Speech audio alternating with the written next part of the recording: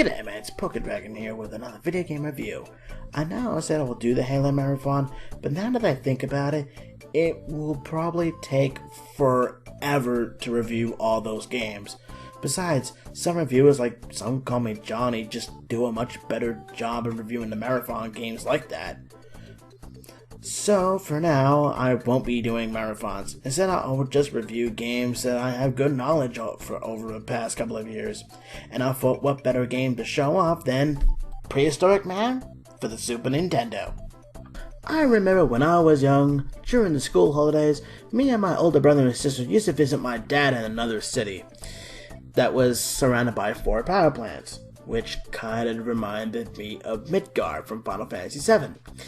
Anywho, my dad had a girlfriend at the time, with 2 daughters, who kinda act like this when I first met them.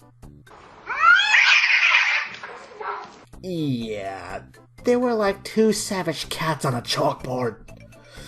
But over time, we basically had fun together, we got to know each other better, and to pass the time, we usually had fun on the console they had at the house at the time, the Super Nintendo. They had games like Donkey Kong Country Free, Lethal Weapon, and Prehistorik Man.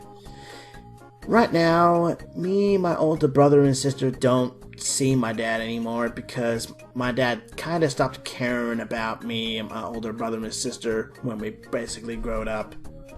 And another reason I don't see my dad anymore is because one day the Donkey Kong Country Free save battery in the cartridge was so old the game glitched and accidentally deleted one of the daughter's save files by sheer accident.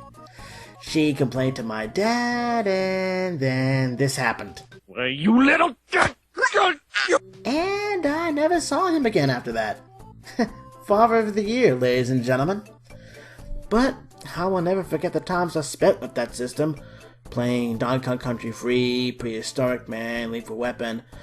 But let's not waste any more time. Let's talk about the story of Prehistorik Man. The story starts off in the Stone Age. During one peaceful night, greedy dinosaurs steal all the food from the small village. And to make matters worse, since the tribe have no food, they cannot survive the upcoming winter.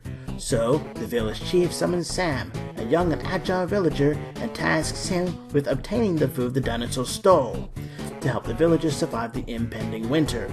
And, well, if he succeeds, he is allowed to marry the chief's daughter. Prehistorik Man is a 2D platformer where you have to guide Sam through the total of 23 unique side-scrolling levels, ranging from burning forests to crystal caverns. The main task is to collect all the food in each level while defeating enemies to make them drop their bones, which is used as currency in the game. The player starts out with 3 hearts. If the player loses them all, they lose a life and must restart the level. But, luckily, if you kill the enemy who damaged you last, and collect 3 mini hearts that they dropped, you can get the heart back. Midway through each level, there are checkpoints, so Sam will not have to start at the beginning once they touched it.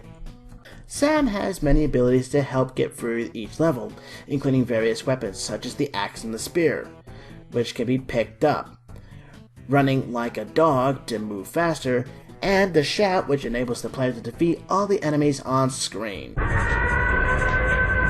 Wait, doesn't that scream sound familiar?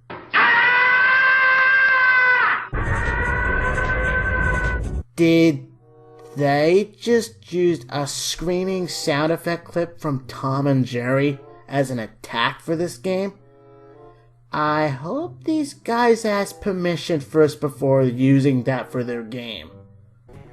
Sam's default weapon is a spiked club, but he can find other weapons like spears and axes, which will replace any weapon used before. However though, these weapons have limited ammo throughout the game.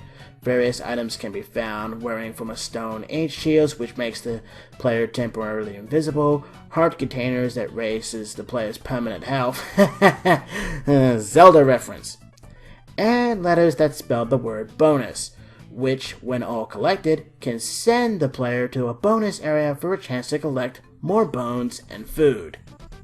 Shops are also available for the player to spend bones to buy various items, like tickets, which the player can use to skip levels, or save stones, which the player can use to save the game at the end of each level.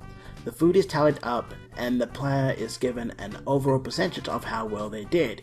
Certain levels have different gameplay gimmicks, which the player has to learn in order to proceed. The majority of levels are simple platformers, but other levels involve the player finding specific key items, using vehicles like the stone wheel or the glider, or defeating a boss. In the DSi version of the game, the player can control Sam by using the touch screen on the bottom screen. But why the heck would you want to do that? Just use the D-pad. And Sam's power can increase by collecting upgrades that can last for a limited time. The bottom screen also has an item selection to let players know what items they must collect before proceeding through the game. This game is great. It's comical, it has an okay soundtrack, and gathering food while exploring the Stone Age is great. The controls are nice, except for the DSi version, where you have to hold the either diagonal or horizontal on the D-pad just to run, which is stupid.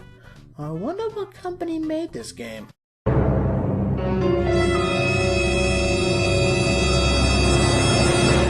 Titus? You mean that company that made that god-awful Superman 64 made this? Jeez! Instead of Titus making Superman 64, why couldn't Titus experiment with a 3D platforming version of Prehistoric Man?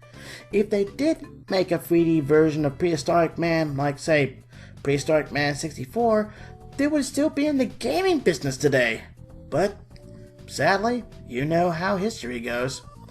If you want to play Prehistoric Man yourself, I suggest playing it on the SNES 9X emulator, or if you have a 3DS, you can just download it from the eShop. It's pretty cheap. Anyway, my name is Paul.K.Dragon, and I wish you guys happy gaming.